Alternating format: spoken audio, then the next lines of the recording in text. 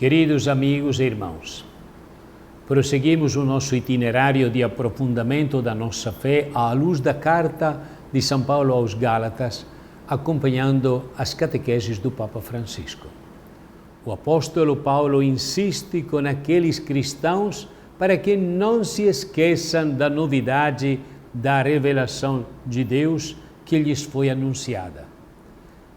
Em pleno acordo com o evangelista João, Paulo evidencia que a fé em Jesus Cristo permitiu que nos tornássemos verdadeiramente filhos de Deus e também seus herdeiros. Nós, cristãos, damos frequentemente por certa esta realidade de ser filhos de Deus. Ao contrário, é bom recordar sempre com gratidão o momento em que nos tornamos tais, o momento do nosso batismo, para viver com maior consciência o grande dom recebido. Mas quantos sabem, conhecem a data do próprio batismo? A data do batismo marca a data em que fomos salvos e nos tornamos filhos de Deus.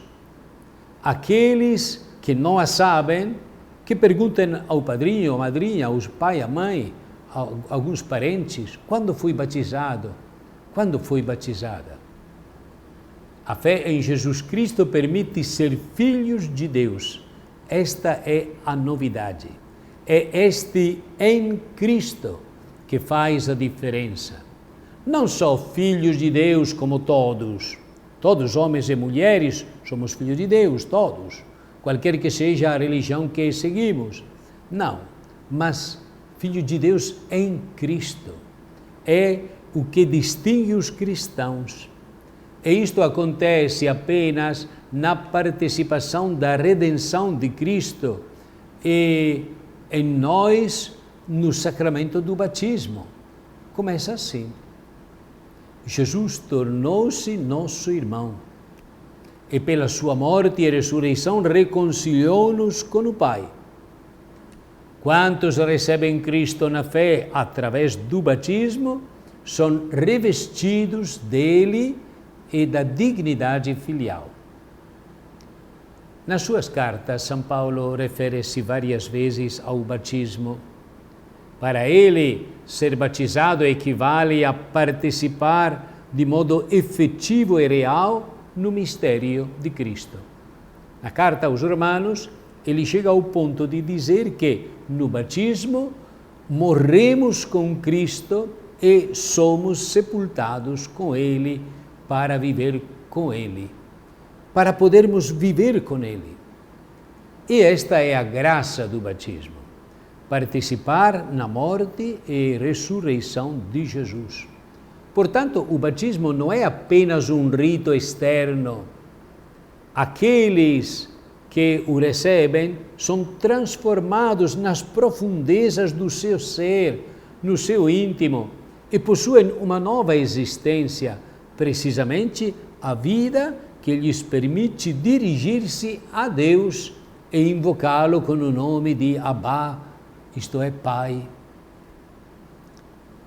O apóstolo Paulo afirma com grande audácia que a identidade recebida através do batismo é totalmente nova, tanto que prevalece sobre as diferenças que existem a nível étnico-religioso.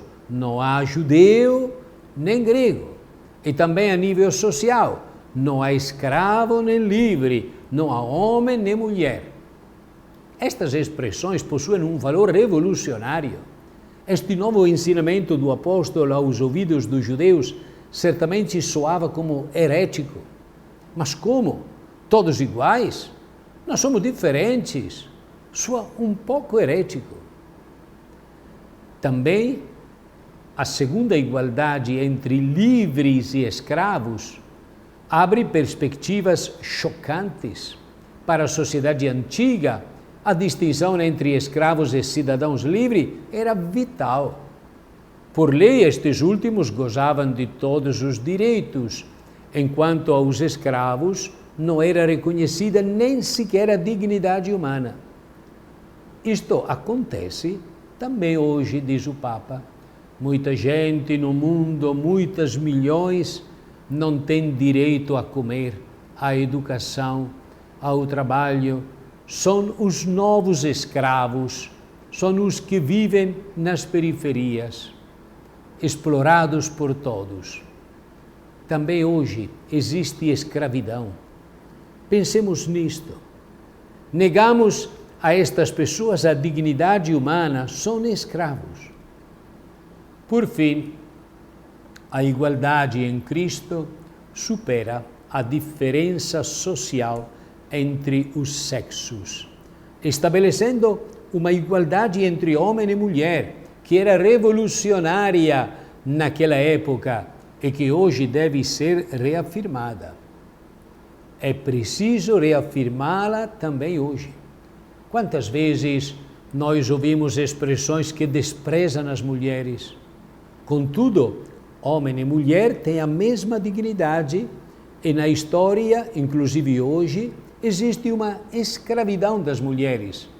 As mulheres não têm as mesmas oportunidades dos homens.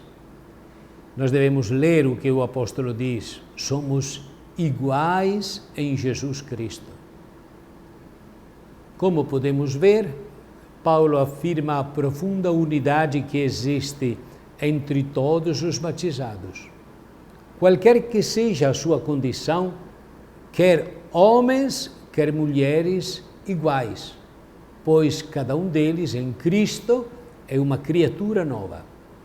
Cada distinção torna-se secundária no que diz respeito à dignidade de ser filho de Deus, que pelo seu amor alcança uma igualdade verdadeira e substancial. Todos, através da redenção de Cristo e do batismo que recebemos, somos iguais, filhos e filhas de Deus, iguais. Irmãos e irmãs, por conseguinte, somos chamados de modo mais positivo a viver uma nova vida que encontra a sua expressão fundadora na filiação em relação a Deus. Iguais, porque somos filhos de Deus, e filhos de Deus, porque nos remiu Jesus Cristo, e entramos nesta dignidade através do batismo. É também decisivo para todos nós hoje redescobrir a beleza de ser filhos de Deus, de ser irmãos e irmãs entre nós, pois estamos inseridos em Cristo que nos redimiu. A diferença e os contrastes que criam separação não deveriam existir entre os crentes em Cristo. E um dos apóstolos, na carta a Tiago, diz assim: estais atentos com as diferenças, pois não sois justos quando na assembleia entra alguém que usa um anel de ouro, está bem vestido, vem, e convida-no a sentar no primeiro banco.